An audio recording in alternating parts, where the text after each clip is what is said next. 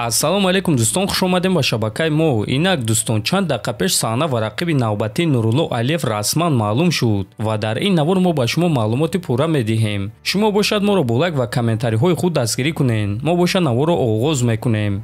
доруҳое ки айни замон шумо дида истодаин доруҳои гиёҳии босифат аз ширкати шифофармо мебошад, ки шумо имконият доред ки ҳамаи ин доруҳоро бо нархи арзон дастрас кунед. доруҳо барои хунукзадагӣ ва қавӣ кардани мардонагӣ, барои фарбе ва харобшавӣ, барои ришу мӯйсарбарорӣ, барои дарди дил, дарди мушакҳо ва ҳамчунин равғани сиёҳдона, ки пайғамбар саллаллоҳу алайҳи васаллам гуфта буд ки ба ғайр аз марг ба ҳамаи дигар дардҳо даво мебахшад. худи ҳозир ба номерҳои дар рӯи экран буда занг зада доруҳои даркории худро харидорӣ кунед ва ҳатман аз номи канали Паҳлавон гап занед. ҳамин гуна шумо ҳам доруҳои даркории худро ба даст меоред ва ҳам канали моро сахт дастгирӣ мекунед. Инак дӯстон, чанд соат пеш сомонаҳои варзишии хориҷӣ хабар доданд ки Нурулло Алиев муҳорибаи навбатии худро зидди Матеуш Ребецкий мегузаронад. бале дӯстон, дуруст фаҳмиден.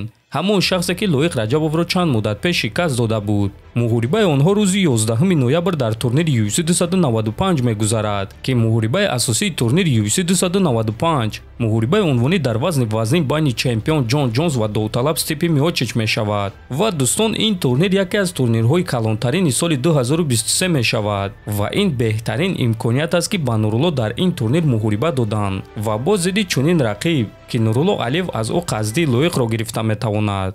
Матеуш Ребецкий рекорди 18-1 дорад, ки аз 18 ғалабаи худ 15 тоашро фавран ба даст овардааст ва танҳо 3 тоашро бо қарори доваро. ӯ ҳамагӣ як бох дорад, ки ин кор соли 2014 рух дода буд. аз ҳамон сол то имрӯз Ребецкий боре ҳам шикаст хӯрдагӣ нест ва ӯ дар муҳорибаи охирони худ Лоиқ Раҷабовро дар дуюм раунд бо тариқи нокаути техникӣ шикаст дода буд. Матеуш дар UFC 2 муҳориба гузаронидааст ва муҳориба зидди Нурулло Алиев барои ӯ сеюм муҳориба дар ташкилоти UFC мешавад. ана барои Алиев бошад ин дуюм муҳориба дар UFC мешавад ва ин муҳориба барои Нурулло Алиев муҳорибаи хеле муҳим хоҳад шуд, чунки ӯ ба ин муҳориба ҳам барои ғолиб шудан ва ҳам барои қасд гирифтан мебарояд.